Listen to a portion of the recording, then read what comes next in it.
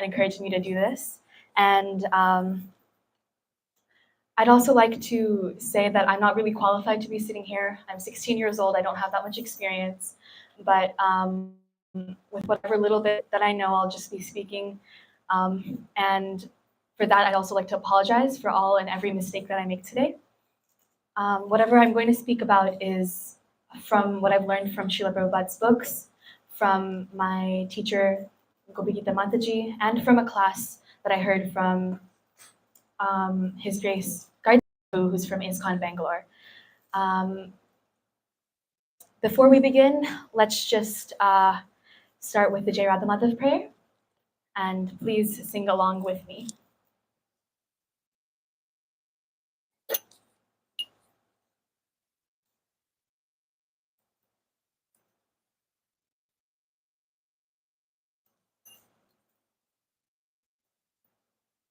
Jaya Radha Madhava Kunja Bihari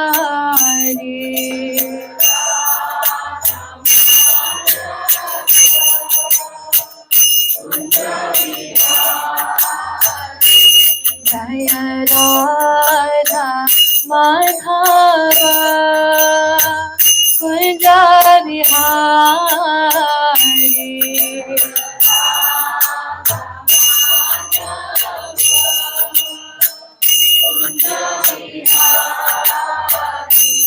Jaya Gopi Janavara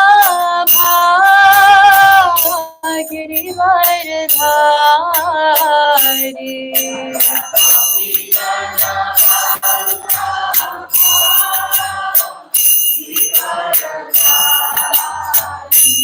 Jaya Gopi Janavara Bhagiri Varadhari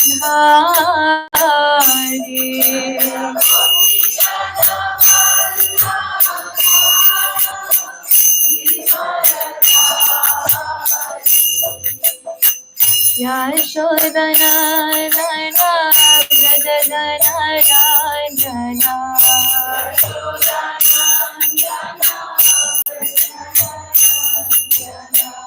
Yashodhana Nana Brajadana Ranjana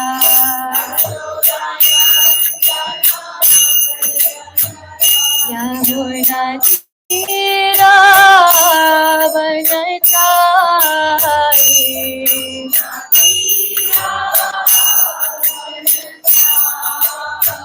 Yamuna Tira Vanachari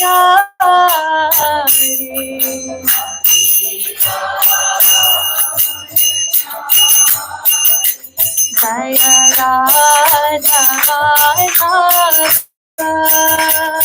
Kunja Bihari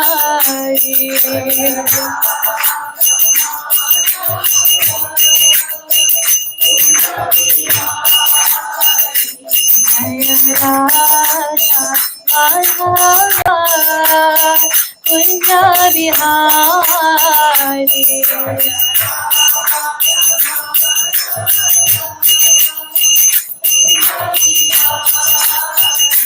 Jaya Gopi Janavara Bhagiri Varadhari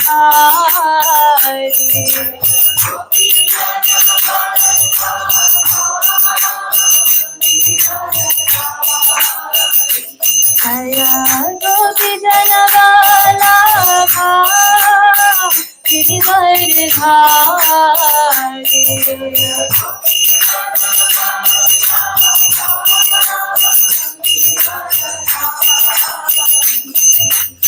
Yashodhana Nana Brajadana Ranjana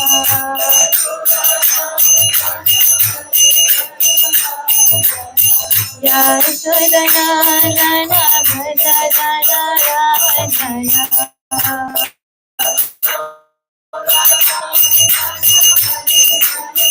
Yamuna Tira Vanachari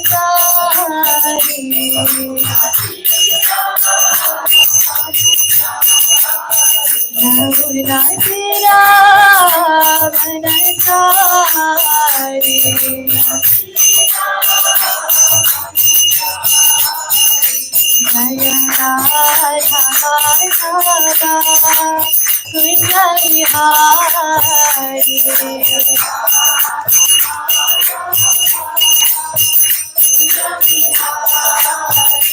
Jaya Radha Madhava Kunja Bihari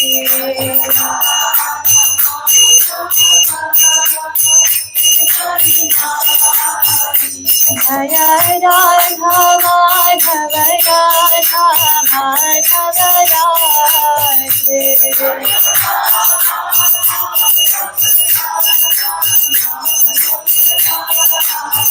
Jaya Bhagavati Radhe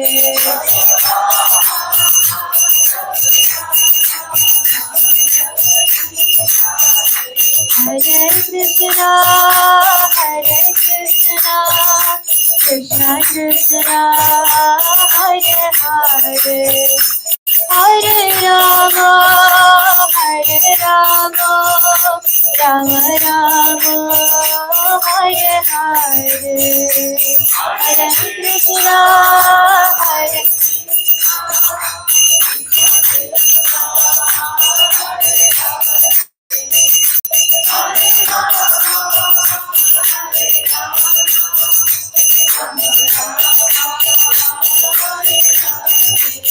Hare Krishna, Hare Krishna, Krishna Krishna, Hare Hare, Hare Rama, Hare Rama, Rama Rama, Hare Hare.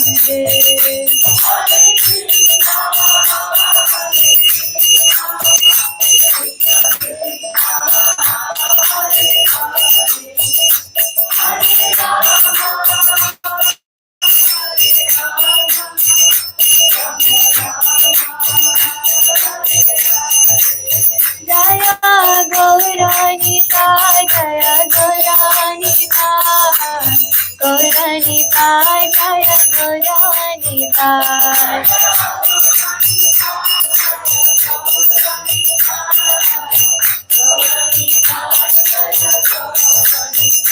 Jaya Prabhupada, Jaya Prabhupada, Prabhupada, Jaya Prabhupada.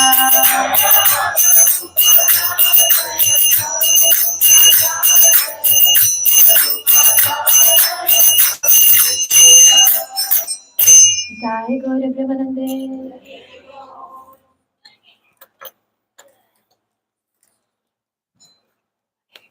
It's so nice to see all of you here again. Once again, thank you so much for coming. Many of you must be wondering why I chose this topic. So the truth is I've actually given this talk before at our Friday evening get-togethers, commonly known as Bhakti Vriksha. And in our Bhakti Vriksha, we are reading the Bhagavad Gita verse by verse.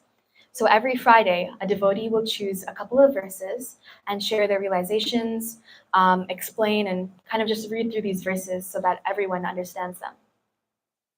So I gave this class back in April when we were in chapter 1. And this is the end of chapter 1, verses 36 to 46. And I just thought it would be interesting to share with all of you in the temple community. We often also talk about the philosophical parts of the Bhagavad Gita. Things like when Krishna says to Arjuna that we are not the body, but we are the soul. We must offer everything unto Krishna. We must do our prescribed duty. But do we ever really talk about the technical parts? Like why Arjuna asked all these questions in the first place, or what he was even asking in the first place. So today I will be touching on that. I'm going to be talking about Arjuna's dilemma, what he was thinking, what he was feeling, and everything he mentioned to Krishna about why he did not want to fight this war, and why this Bhagavad Gita was even said in the first place. I'm sure most of us already know the Mahabharata and have already studied the Bhagavad Gita, but I just wanted to give myself a little refresher, and also just to purify myself, I'd like to, share all of this with you. Also, it's a great way to glorify Lord Krishna and his dear devotee and friend, especially since we just celebrated Janmashtami, and we can see how wonderful the deities look from all of that decoration and everything. Now, before we begin, I'd like to set the scene. I will only be focusing on verses 36 to 46 of the Bhagavad Gita because this is where Arjuna declares his dilemma, and he states the reasons as to why he does not want to fight this war against his family, friends, close relatives, this war of Kurukshetra, why he does not want to fight it. So this is a little bit of a recap of the first chapter, and I'm going to explain it in a couple of sentences just so we know what we're going into when I discuss the verses 36 to 46. So in verses 1 to 20, we find a vivid description of the armies and the preparations that have been made for this war. There's a description of the battlefield and the warriors that are present there. On the instruction of Duryodhana to his soldiers, Bhishma, Lord Krishna, Arjuna, and everyone, they're blowing their conch shells, signaling that the battle is about to begin. The most powerful warriors on both sides of the army are introduced in these 20 verses. In verses 21 to 25, this is where Arjuna asks Krishna, "My dear Lord, please bring me to this middle, in the midst of both armies. Please bring the chariot there, because I want to see who I'm up against. I want to see who I will be fighting, see who's on the other side." And following what Lord Arjuna had asked, Krishna brought the chariot towards the middle. In verses 26 to 30, Arjuna becomes overwhelmed, seeing all of his close relatives, seeing all the people he knew for his whole entire life on the other side.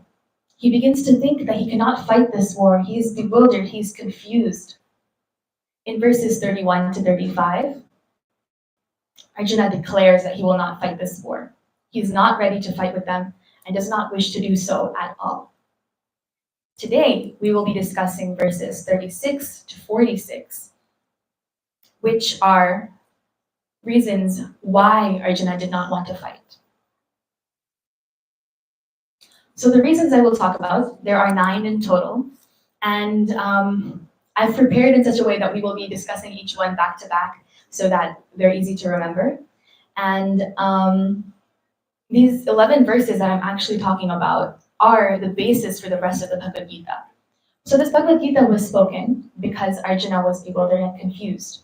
And these 11 verses explain what he was thinking when he was bewildered and confused. Therefore, it's, in my opinion, kind of a very important part of the Bhagavad Gita and of the first chapter.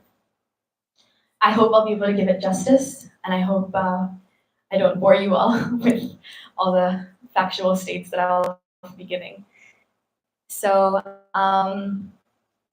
before I actually begin though, I'd like to ask and see if anyone already has an idea of what these 9 reasons may be. So if there's anyone, it appears that we're having a couple of technical difficulties. So if you're still able to hear me, and if anyone has any idea what these reasons might be, please give it a try. Yes, Prabhu. Relatives, yeah. Yes, very good reason. Yes, Prabhu. Yes, that's actually our first one. So yes, right on the spot. Sorry, Mataji?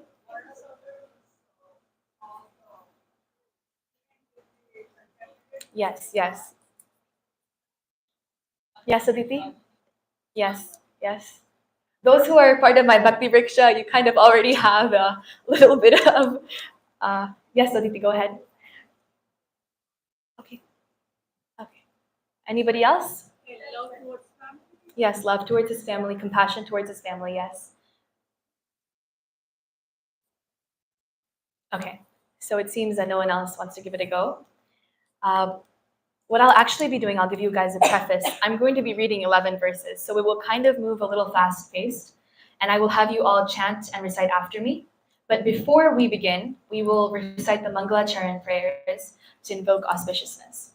So please recite along with me.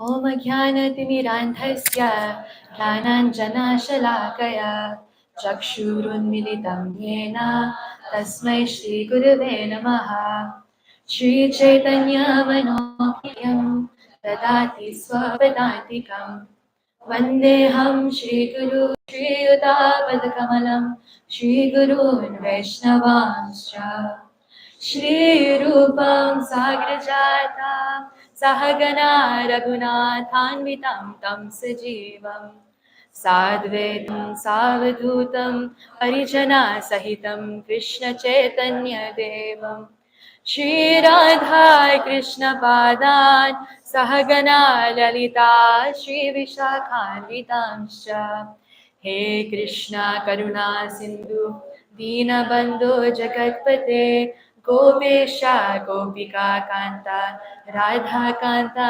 Namostute Kanchana Gaurangi Radhe Vrindavaneshwari Vrishabhanu Sute Devi Pranamami Hari Priye Vancha Kalpatarubhyascha Kripa Sindhubhya Evacha Patitanam Pavanebhyo Vaishnavebhyo Namo Namah Jai Shri Krishna Chaitanya Prabhu Nityananda Shri Advaita Gadadhara Shivasadi Gaura Bhakta Vrinda Hare Krishna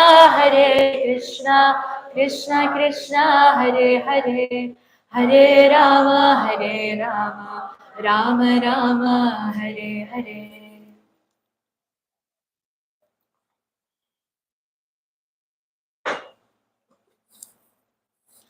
So verse 36 of chapter 1 is our first verse.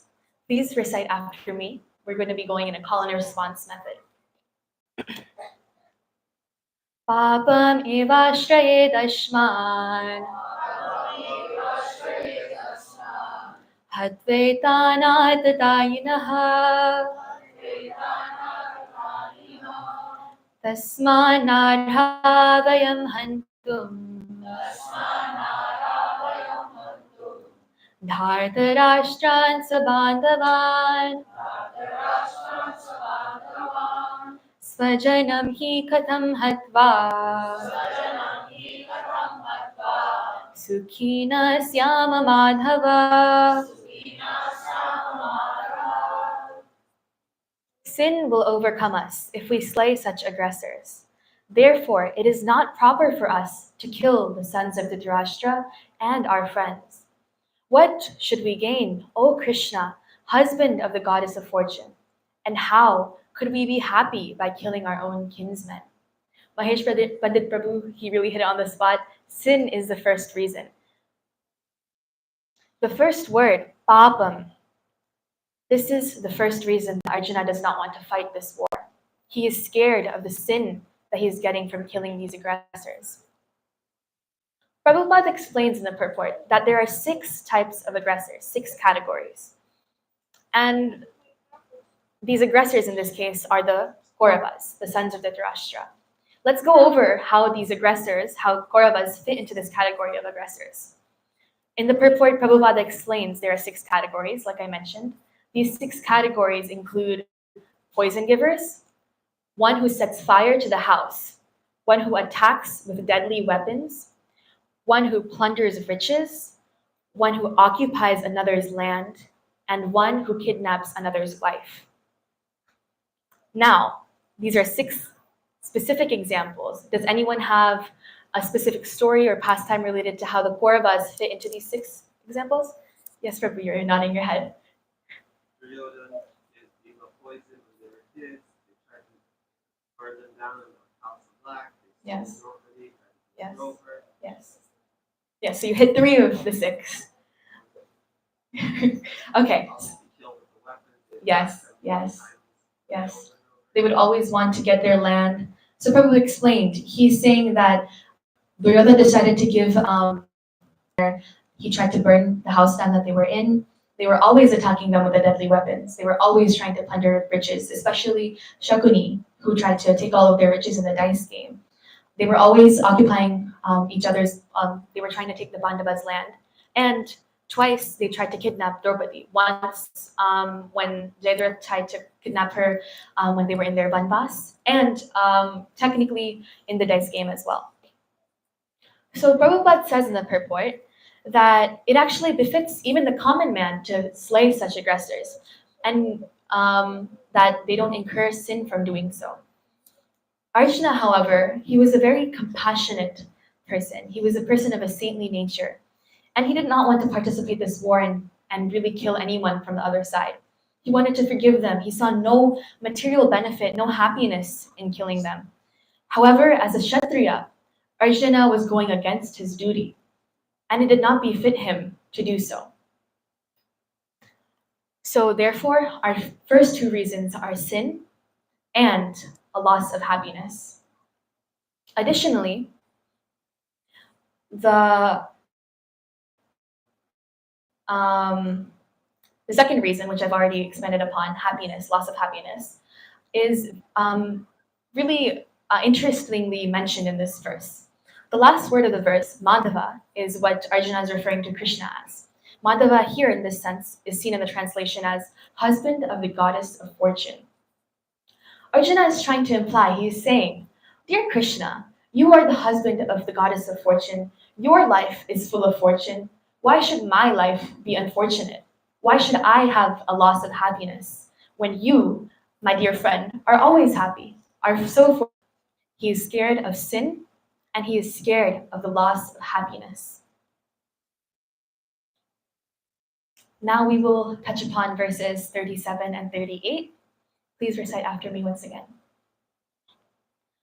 Yadyapyete na pashyanti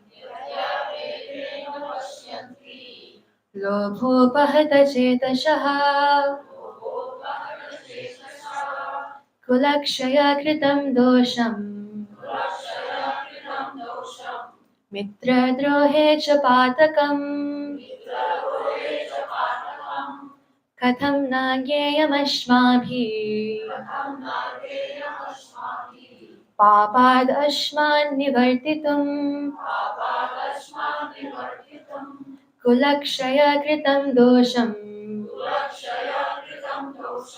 prapashadbhir janardana. Would anyone like to read the translation? Go ahead, loud and clear.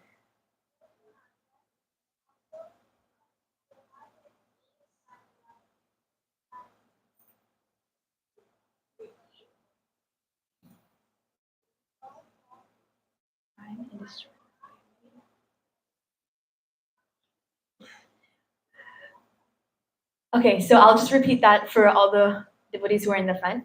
O Janardana, although these men, their hearts overtaken by greed, see no fault in killing one's family or quarreling with their friends, why should we, who can see the crime in destroying a family, engage in these acts of sin? So these two verses show some of Arjuna's characteristics. He's becoming a little analytical of the other party and giving various reasons to Krishna as why they should not fight.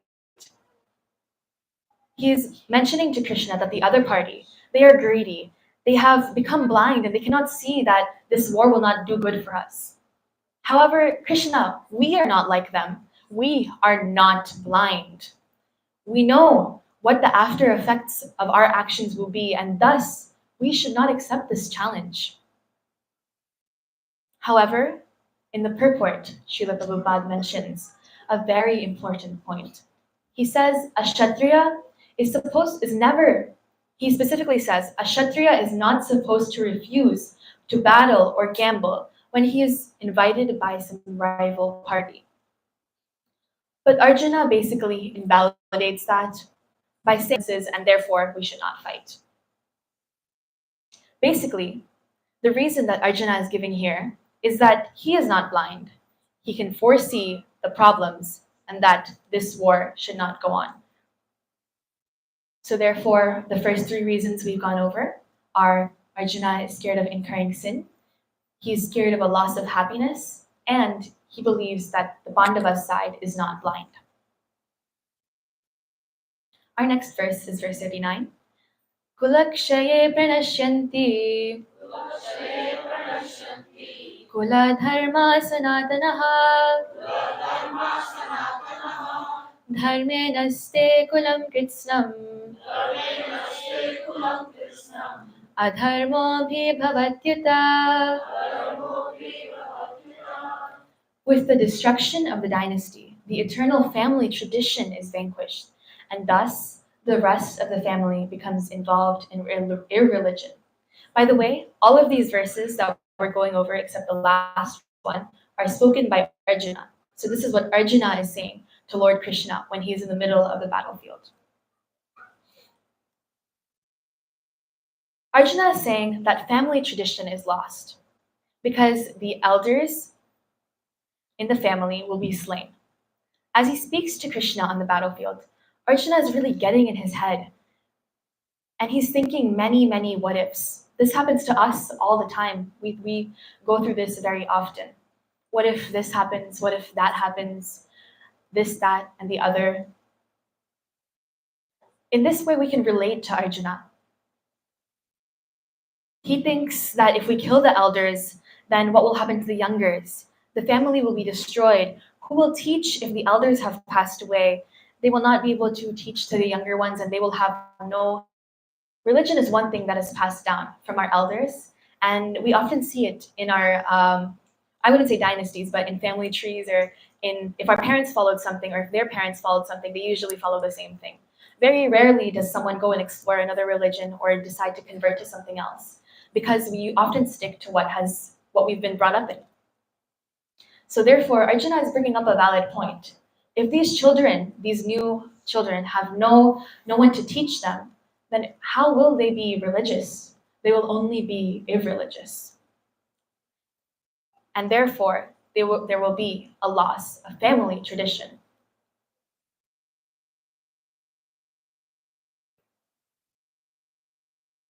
Our next verse is verse 40.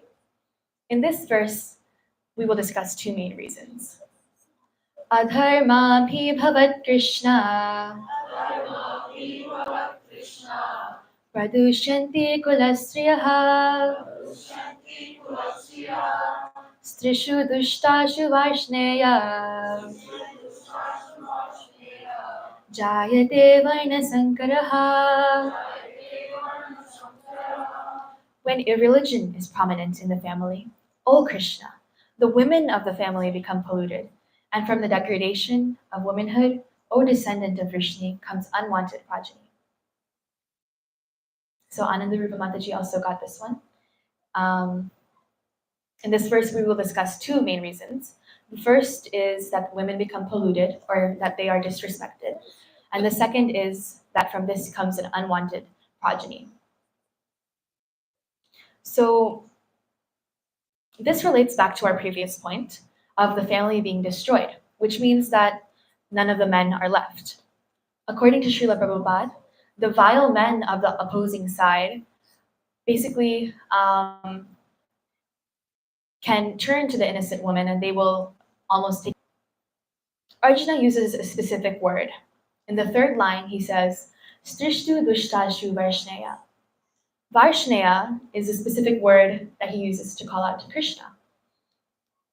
Later in the Bhagavad Gita, Krishna talks to Arjuna and says Partha, which means that he's the son of Pritha, and it kind of makes reference to his dynasty and kind of tells him that he's from a family of powerful warriors. In this case, Arjuna is talking and saying to Krishna that he is Varshneya, or the descendant of Vrishni. He's telling Krishna, once again, like I mentioned, with the name Madhava. In this case, he is saying, "Oh, descendant of Vrishni, if your dynasty was destroyed as if mine will be destroyed, you would be feeling the same way I am. I'm sure you do not want your dynasty to be destroyed." And that's why Arjuna is using the specific term Varshneya in this verse. So now, our 6 reasons are: Arjuna believes that he will incur sin. He believes that there will be a loss of happiness. He is not blind to the after effects of this war. There will be a loss of tradition. The women will become polluted and disrespected. And there will be unwanted progeny in the family.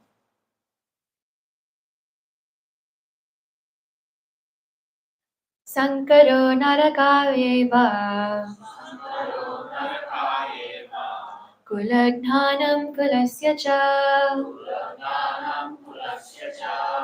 Patanti pitaro yesham Lupta Pindodaka Kriya. An increase of unwanted population certainly causes hellish life, both for the family and for those who destroy the family tradition. The ancestors of such corrupt families fall down because the performances for offering them food and water are entirely stopped. In this verse, we are also presented with two reasons. In the first sentence, Arjuna mentions the first reason, which is hellish life. Unwanted progeny will not be taken care of, and therefore they will not have established morals. Basically, connecting back to the previous reason, when family tradition is lost and there are disrespected women and when there are unwanted progeny, the rest of the family will live a hellish life. These unwanted progeny will wreak havoc amongst their family and the families of others, and without being taught proper religious morals, of course, there will be a hellish life. This is what Arjuna is saying. In this verse, Arjuna also brings about a specific point, which is the performances for offering them food and water will be stopped. Now, this is a specific practice that many of us follow, and it differs from family to family, from culture to culture, but it's basically offering food, prasadam, as an offering to your ancestors who have passed away. It's known as Shrad in Hindi. So this process, like I said, is different for all people, but some people offer food to brahmanas, some people offer food outside to animals, so that the spirits of their ancestors may receive this prasadam. Most people don't really understand why we do this, but Prabhupada, don't worry, he's got your back. He explains it in the purport. He says, sometimes the forefathers may be suffering from various types of sinful reactions, and sometimes some of them cannot even acquire a gross material body and are forced to remain in subtle bodies as ghosts. Therefore, people offer food and prasadam each year to allow their ancestors to receive the blessings. However, Prabhupada also mentions that this process is only for those who do not practice devotional service regularly. For those who do practice devotional service, their good karmas, as we say, are passed on to their ancestors. And therefore, they're already reaping the benefit. But basically, Arjuna is mentioning this process because he states that when the unwanted progeny create a hellish life, they also cause their ancestors to fall down. Since these children are not taught proper morals due to a loss of tradition, which was our fourth reason, they are not religious and therefore should be performing this ceremony. However, because they are unwanted, which is reason 6, they will cause a hellish life, reason 7, and because they have a loss of tradition, reason 4, they will cause the ancestors to fall down, which is our 8th reason. Now, let's move on to the 9th and final reason. Doshir eta kulajnanam Varna Shankara Karakai Utsadyante Jati Dharma Kula Dharmascha Shashvataha. By the evil deeds of those who destroy the family tradition and thus give rise to unwanted children, all kinds of community projects and family welfare activities are devastated. So now Arjuna, he is going to the extent of saying that if we fight this war, the whole community and all of our projects, which are basically community welfare and so on and so forth, all of these projects and all of our family welfare activities will become devastated and lead to devastation. Prabhupada implies that when there are irresponsible leaders in our society, it brings about chaos.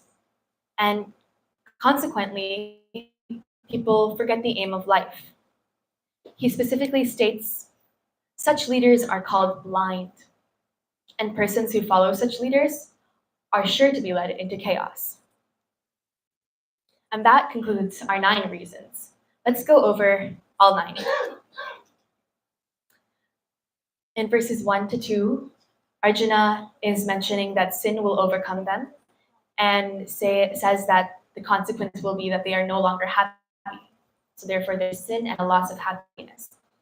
Then he says that our eyes are open. We are not blind like the other side. He then says that if we kill all the elders, there will be a loss of tradition. And when values are lost, the women will become polluted, and therefore they will be disrespected.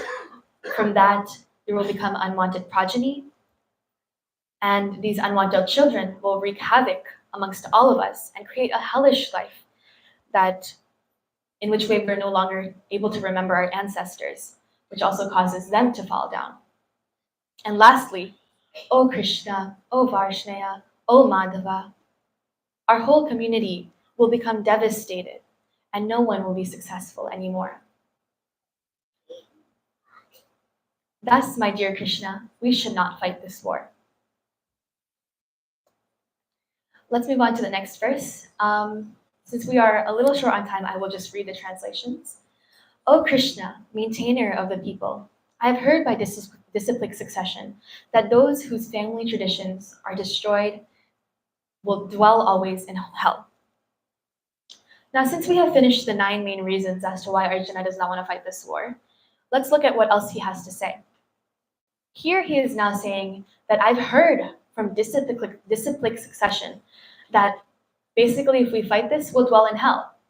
Prabhupada mentions that instead of talking from personal experience, he's mentioning disciplic succession. He's going through the right course and basically kind of writing a CER.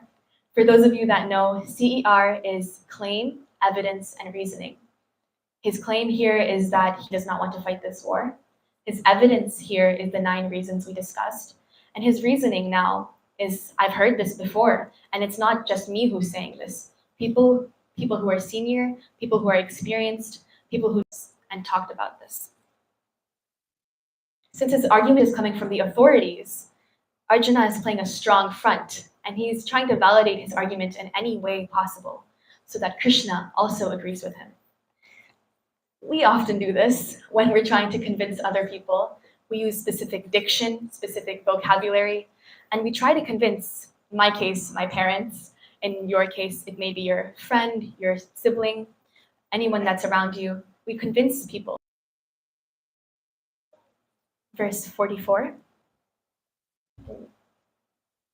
Verse 44 is, alas, how strange it is that we are preparing to commit greatly sinful acts. Driven by the desire to enjoy royal happiness, we are intent on killing our own kinsmen. Now, some of you may wonder, when were the Pandavas ever trying to enjoy royal happiness? Ever since Pandu died, the Pandavas were always put behind the sons of Dhritarashtra because he would always, put them first. He was selfish in that way. So they never grew that desire to enjoy royal happiness. They were okay, they were content with what they had. But now Arjuna is stating very kind of random things. He's saying, we want to enjoy royal happiness, and that's why we're fighting this war. He's trying his best to make his argument sound strong so that Krishna believes him. Now, this is the last thing that Arjuna says to Lord Krishna in verse 45 of chapter 1. Better for me if the sons of Dhritarashtra, weapons in hand, were to kill me unarmed and unresisting on the battlefield. Shri Shri Karnitai ki jai, Srinath Gopal ji ki jai, Sitaram Lakshmana Hanuman ji ki jai. In this case, he is saying, he's come to his final option. This is his last straw. He is saying, you know what? I give up. It's okay. Just let the Kauravas kill me. I'll stay here on the battlefield and I'll be unarmed. In a similar way, we may never go out to actually fight or actually, use weapons to fight a war, but we fight similar wars with ourselves. We fight with our mind, our intelligence, our ego. on a daily basis. It is so normal to be battling with ourselves. And we should really learn from Arjuna that you should reach out to someone else. Arjuna was bewildered, he was confused, he was in this dilemma, Arjuna's dilemma. But he talked to Krishna about it. In the same way, we should reach out, if not to Krishna, if we are not there on our staircase, on our spiritual path to Krishna, we can reach out to a close devotee friend, to our mother, our father, our siblings, anyone that is around you, anyone that you feel comfortable with. And these problems we should share with them. Maybe they may not give you a solution, but at least your chest will feel a little lighter and you will feel a little more comfortable and at peace of mind. And thus, Sanjaya is narrating to Dhritarashtra. He says, Sanjaya said, Arjuna, having thus spoken on the battlefield, cast aside his bow and arrows and sat down on the chariot, his mind overwhelmed with grief.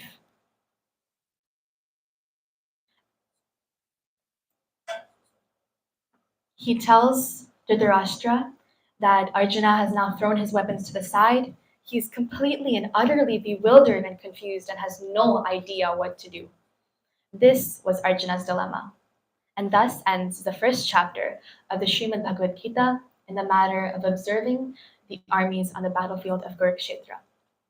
Now, let's do a little recap of what we discussed today.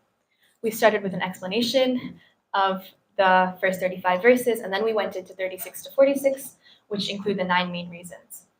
Because we're on a crunch, we're in a time crunch, I'm going to just list them out. I was actually going to see if you all were, if you all could have remembered them. But these 9 reasons were sin, loss of happiness, Arjuna was not blind, there was a loss of tradition, polluted women, unwanted progeny, hellish life, the ancestors would fall down, and there would be devastation for everyone. Then we discussed that Arjuna was using this succession to give him further evidence. He gave up and he was full of grief. And now we end with this scene where Arjuna is completely and utterly bewildered. So in that way, I have finished discussing the reasons as to why Arjuna did not want to fight in the Battle of Kurukshetra. And I hope I was able to explain them in a sufficient enough manner.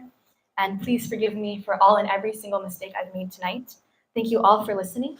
Vancha kalpatarubhyascha kripa sindhubhya eva cha patitanam pavanebhyo vaishnavebhyo namo namah.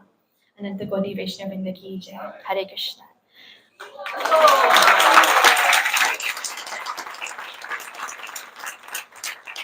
If anyone has any comments or concerns, please go ahead and share them. If you have any questions, I will direct you to the right person because I probably will not be able to answer them.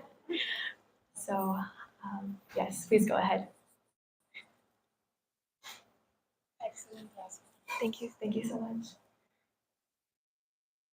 So very nicely narrated the confusion of Arjuna and what he was going through. Arjuna essentially represents the common man, and to know and to speak about it, to spread this knowledge. It was very good. Thank you. Thank you so much.